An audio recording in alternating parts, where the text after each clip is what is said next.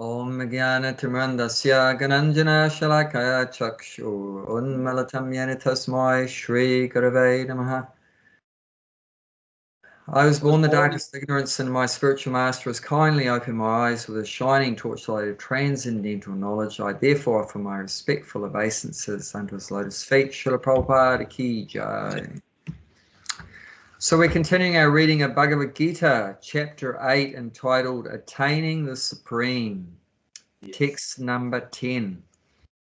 So yeah, just to recap on a couple of weeks ago, text number 9. Yeah. So it was talking about, it's because we've been reading about the importance of thinking about God, you know, especially at the time of death. That's what the last few verses were talking about, that the importance of remembering God at the time of death, because whatever you remember at the time of death, that's what you're going to get in your next life. That's going to cause you to take birth in a particular form.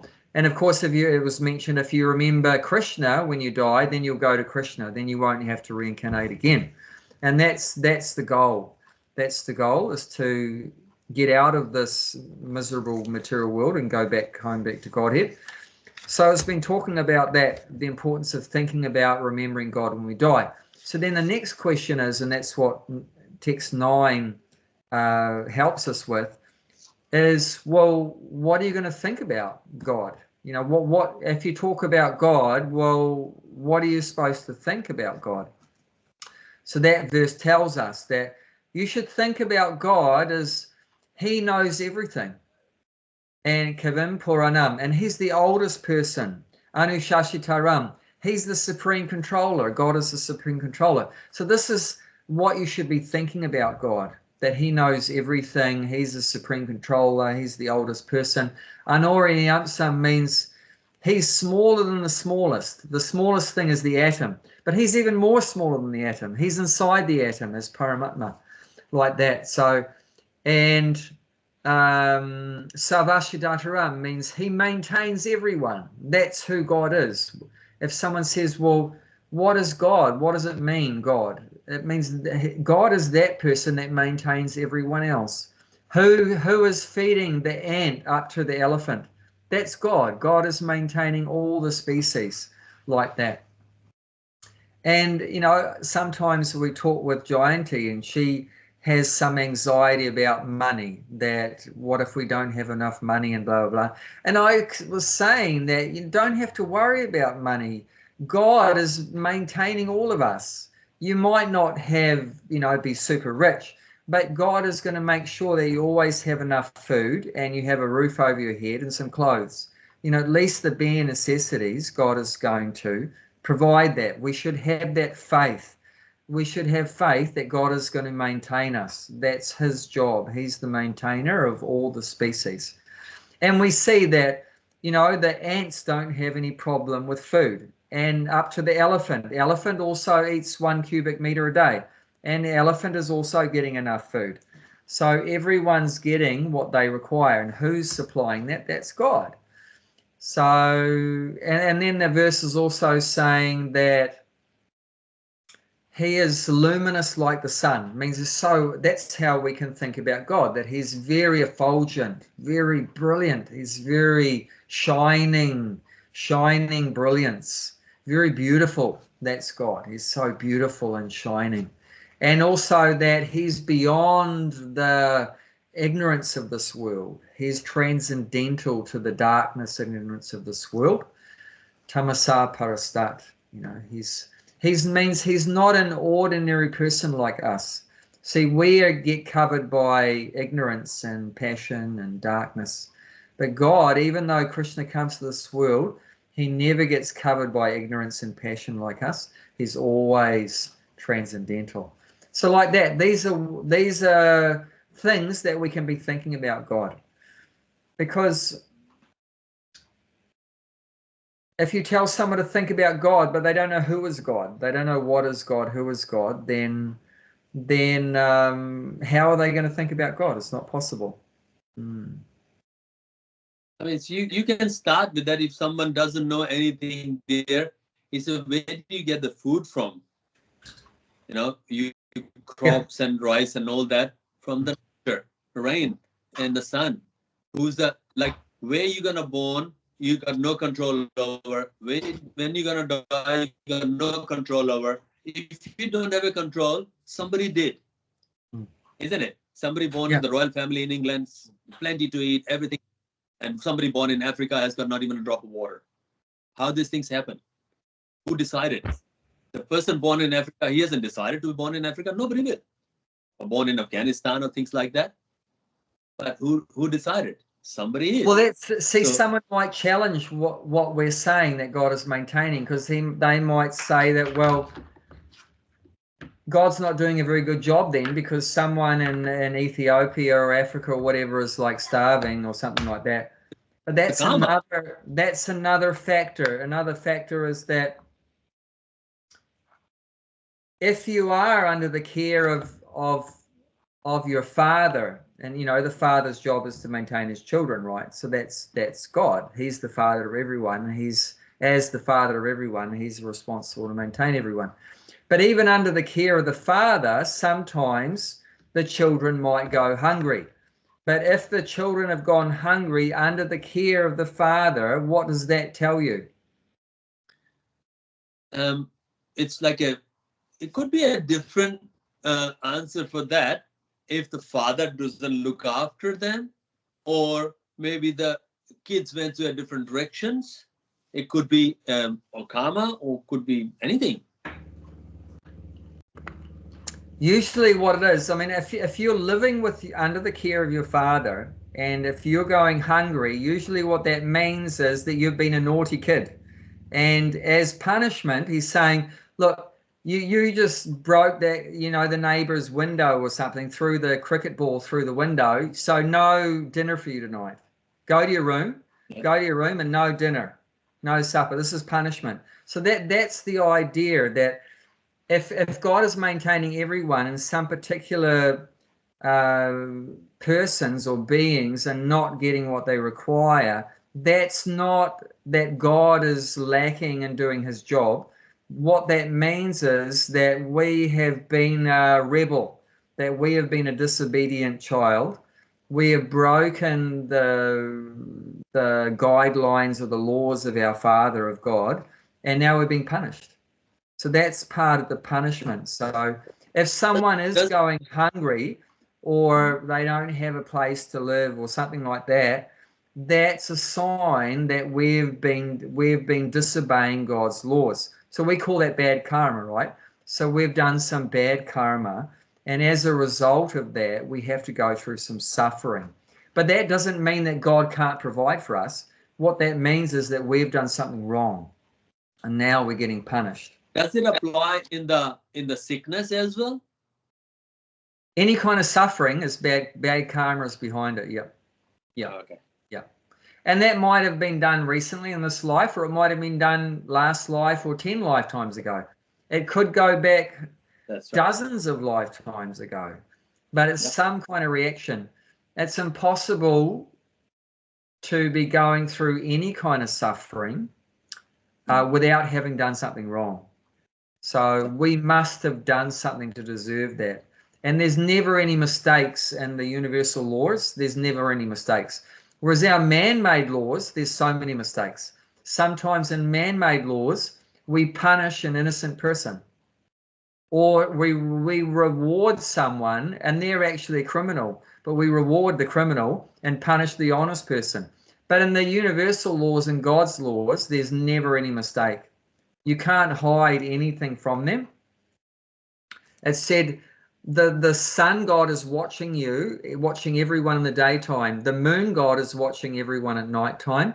And for anything you do in front of the Agni, the fire god is watching you in front of the fire. Anything done in front of a fire, the Agni is watching you.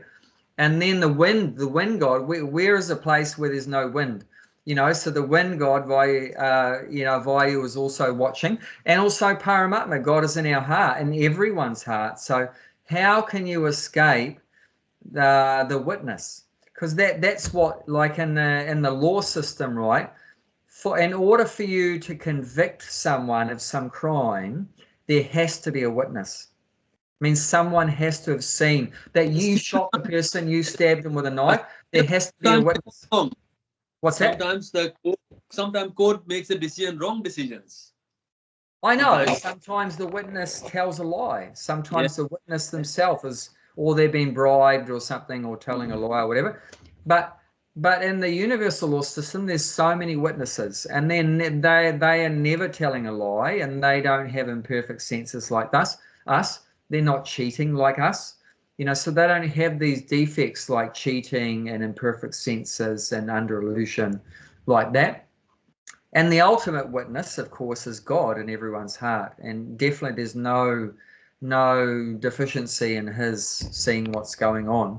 So it means we can't hide anything from God and the other various witnesses like that. So yeah, if we're suffering, it's something we've done.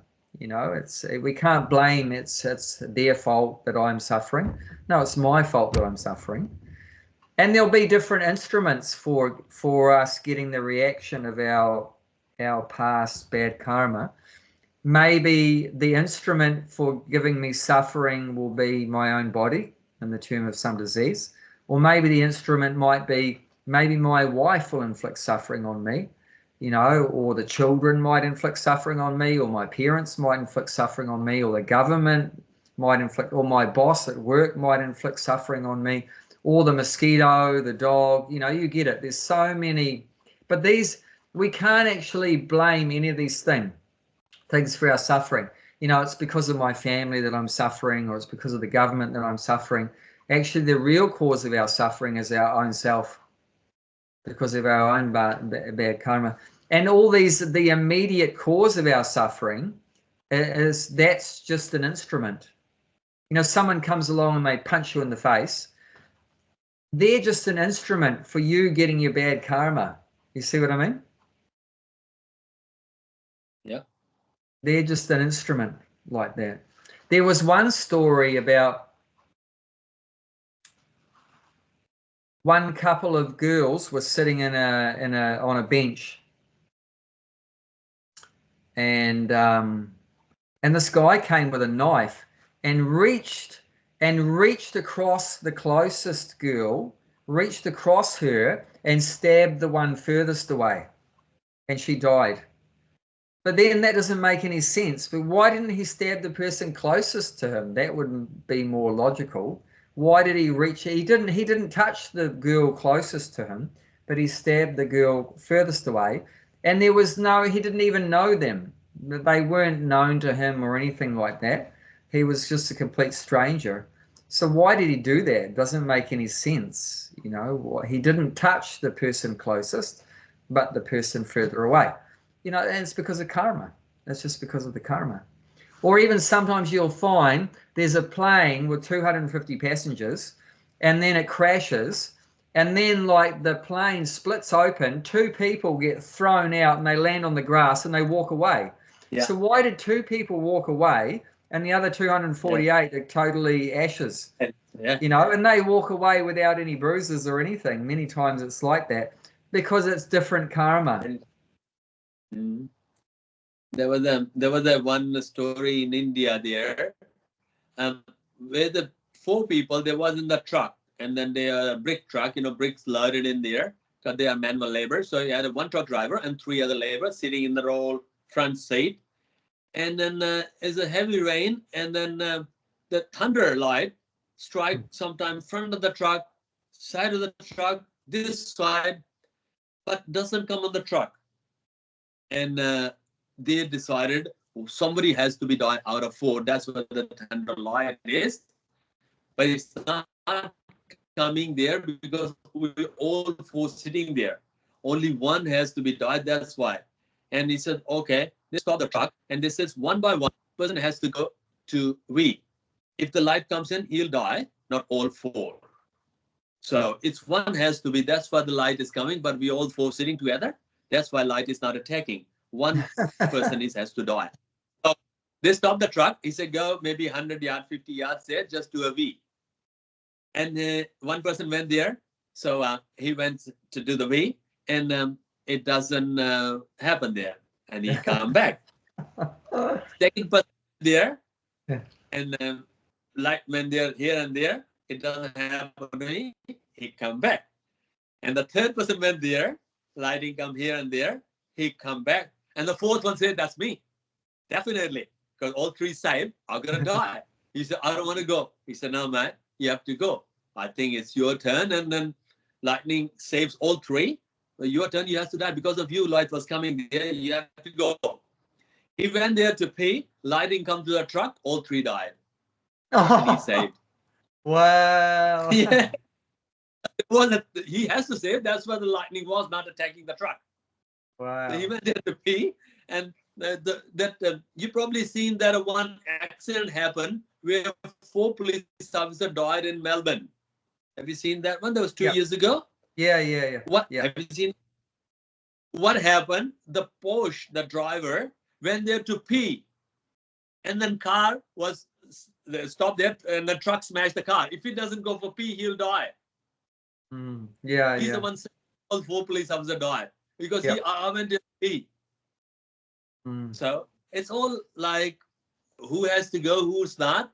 Krishna decide, and if you're not at home, you'll be away from the group, and the group will die.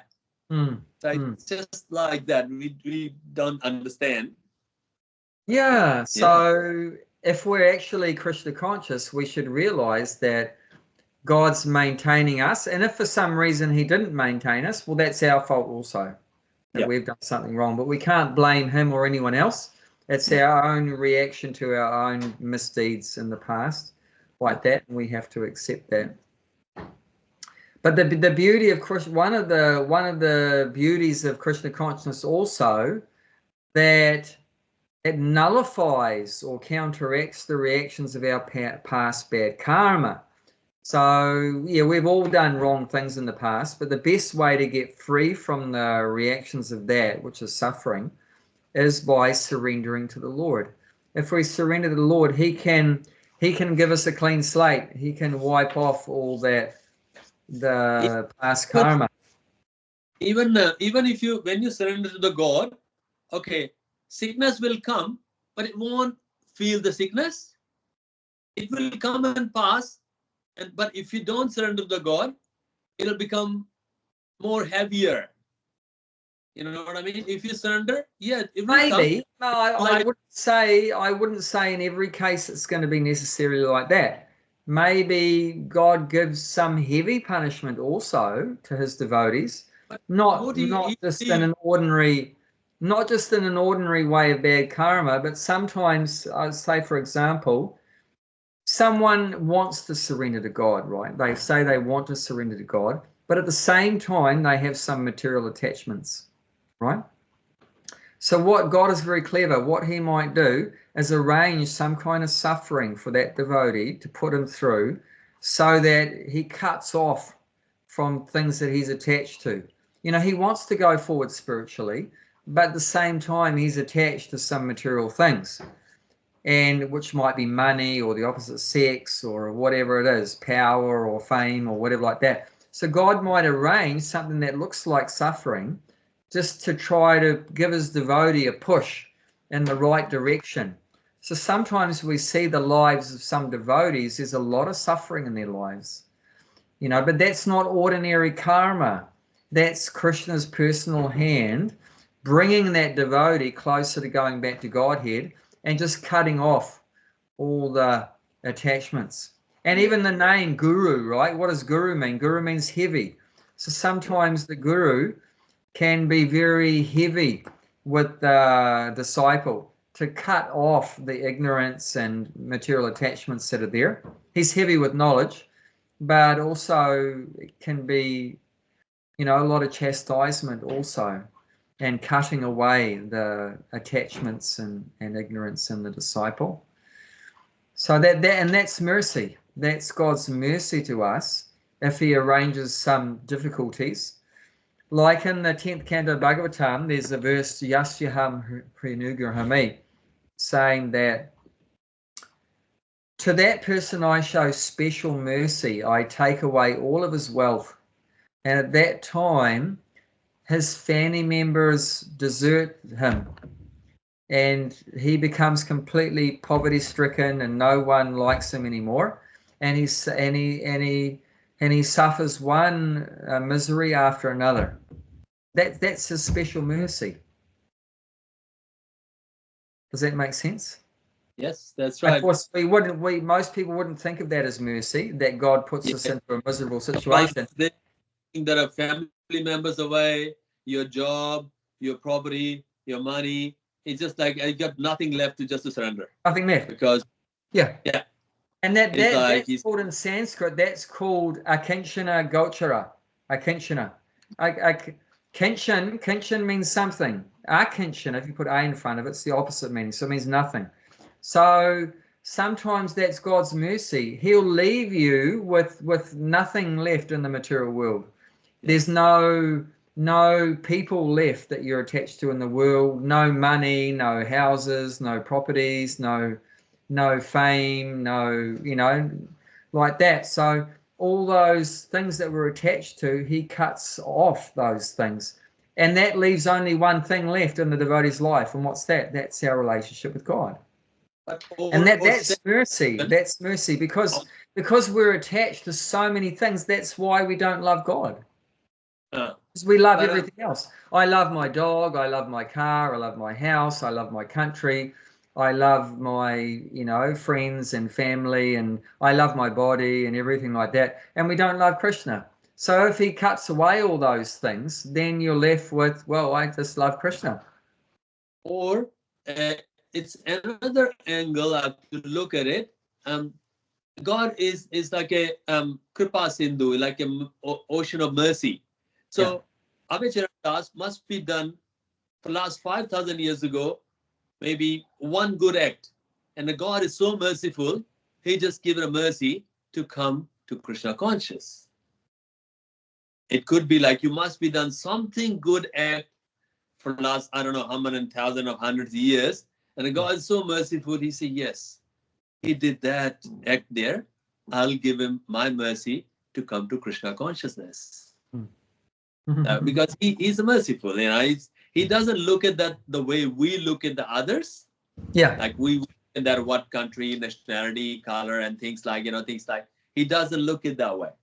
He's looking at everyone equal. We can't. We have got different label glasses to see others. Or he's a man, he's a woman, or he's white, he's a black, or he's German, or he's that. But he doesn't. He just he's so merciful. Anyone comes to his premises, he just accepts it. Yes. Yeah. Well, and an advanced devotee is any suffering that an advanced devotee receives, he's not going to see it as just suffering. He's going to see it as mercy. Yes. He sees everything as God's mercy. Definitely. We might not know why it's happening exactly, but we have faith that Krishna's in control of everything. And if he's arranging this difficult situation, it must be good for me. It must be for my benefit, like that. And that way a devotee can be happy even in a difficult situation. A devotee can still be peaceful and happy, fully realizing that I'm under Krishna's shelter. I'm under his shelter, Ashraya. I'm fully surrendered, taking shelter of the Lord, and like that. But he's known by one name, Hari. What does Hari mean? Hari means one who takes away. But interestingly, a lot of people don't come to Krishna because they know about this aspect of Hari, that he takes away. So they're afraid of surrendering to Krishna because they think he might take away. Take away my attachments. But the thing, what we don't understand is that it's not that Hari is taking away the good things from our life. He's taking away the bad things from our life, the things that keep us suffering in the material world. Why do we come back again, life after life after life, birth, death, old age, and disease, janma, mrityu, jara, vyadhi? It's because of attachment to these material things. So Krishna is cutting off these things. He's cutting off the bad things. He's taking away the bad things. But our problem is, in ignorance, we like the bad things. in our tamagun, in our ignorance, we like these bad things that are caused. Bodily, if you love your body, you will like the bad things. It's a bodily. Yeah. if you want to sex and everything, or it's just you love your body. That's why you like the bad things. Yeah. If you know that you are not a body, then you would not like the bad things. Yeah. Yeah. My house, my wife, everything related to the body. Yeah. I and my 2 words, it's Yeah. just taking you to the hell Yeah. Yeah. positions. Let's see, somehow or other, out of Krishna's causeless mercy, has accepted us in his shelter. So yeah, that's great fortune. That's right. Yeah. Yeah. So, but this knowledge is important, because if it is so important to think about God when we die, but you'll need to have some information about what to think about. How do we think of God? So that information is given here of how we can think of God. And most people, they don't know anything about God. So what's the question of thinking about God? You can only think about something if you know something about it. If you don't know anything about a particular object, how can you be thinking about it? You know, so this is very essential knowledge. So yeah, let's read text 10. Okay.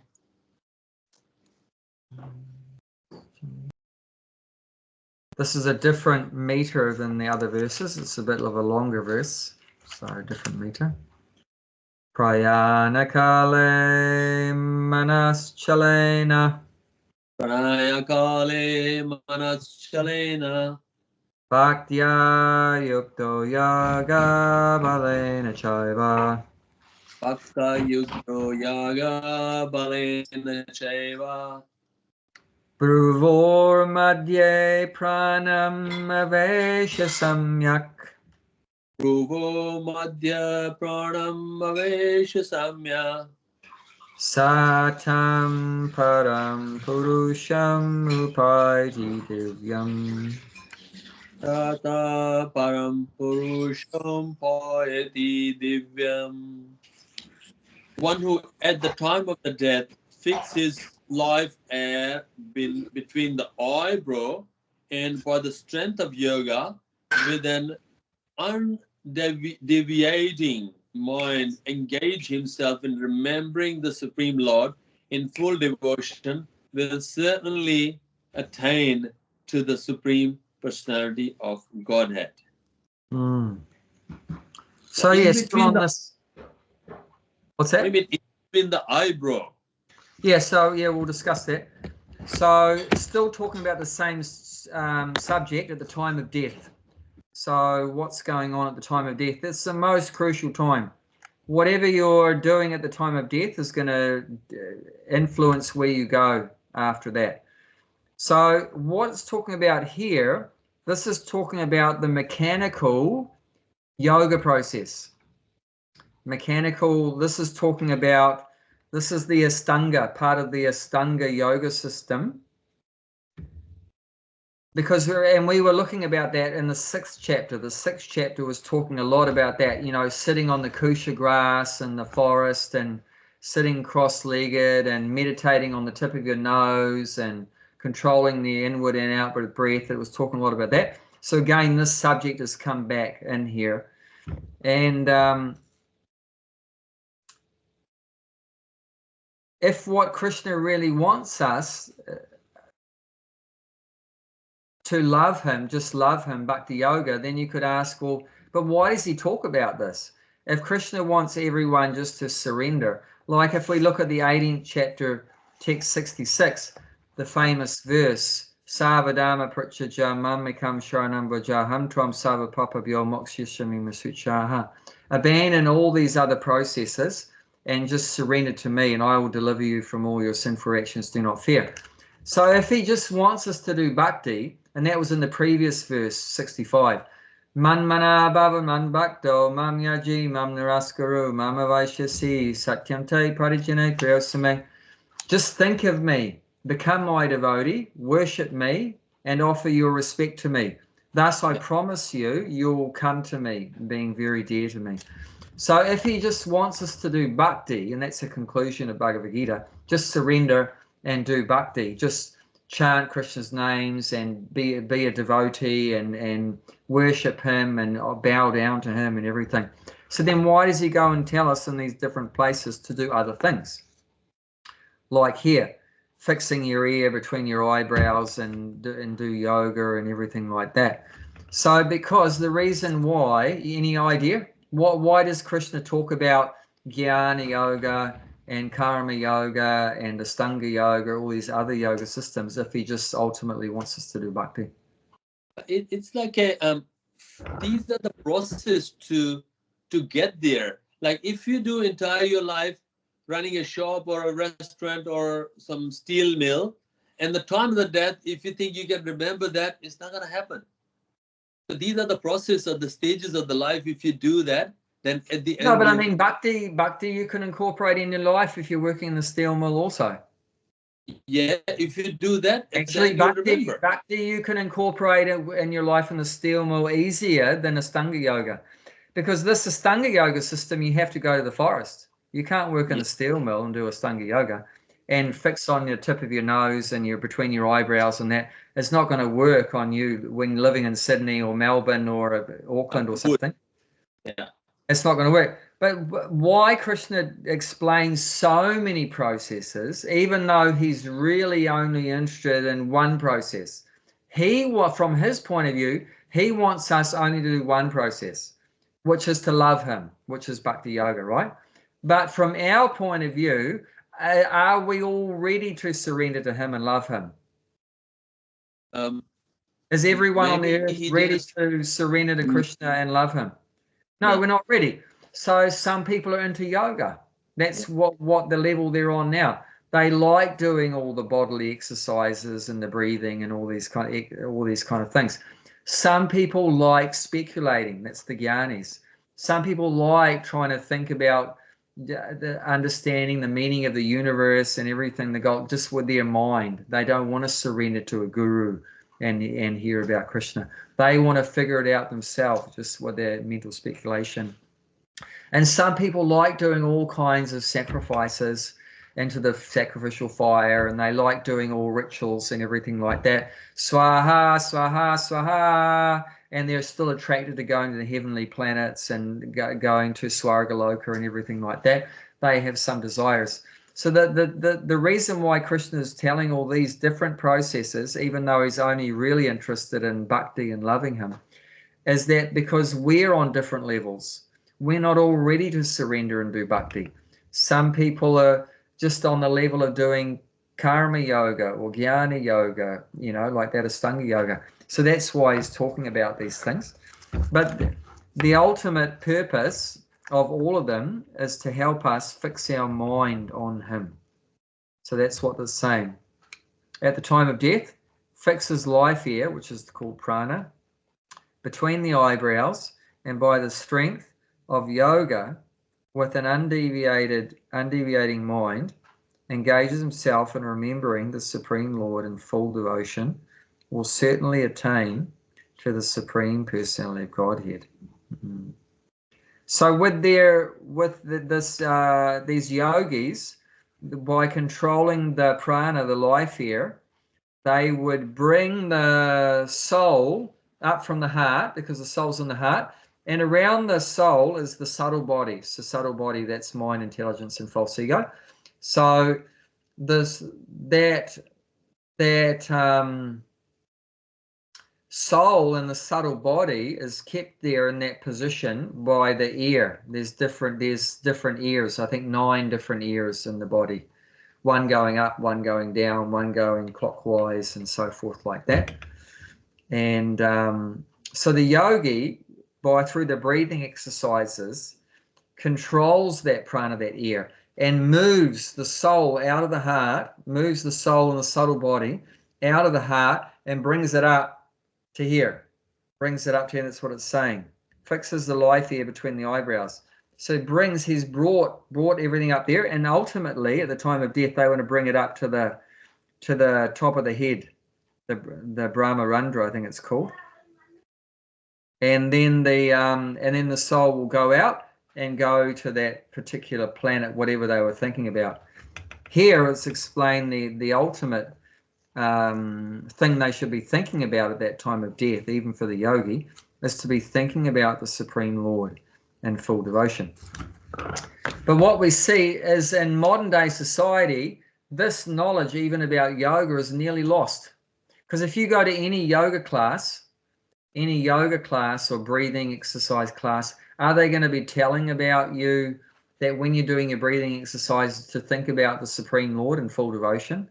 No. It's just all about your health and looking good, usually to attract the opposite sex. Now, isn't that the opposite purpose of what a yoga really was? Because originally yoga was about going to the forest so you're away from the opposite sex. Because can you think about sex and God at the same time? No. It's either you think about sex and you don't think about God, or you think about God and you don't think about sex. You can't be focused on two things. No. You can't, just love a woman and love God at the same time. It's either you love the woman or you love God, take your pick, so there has to be some focus on one particular thing. So that was it. Creations. What's that? You can't have both Krishna or his creation. You can't have both. Yeah. Whenever a pure devotee sees Krishna's creation, it actually reminds them of Krishna. Yeah. Who? Okay, you'll talk to Gulsha. There's actually our builder's on the roof. He needs some help. I have to go, but Jayanti's going to fill my place. Okay. Haribol. Make sure that a place is not gonna fall down on you. Everything, it's everything controlled. He's on the builder up in the roof, and you are under the roof. No, I don't know. He just wanted some help. I'm just going to stop recording here. Yes.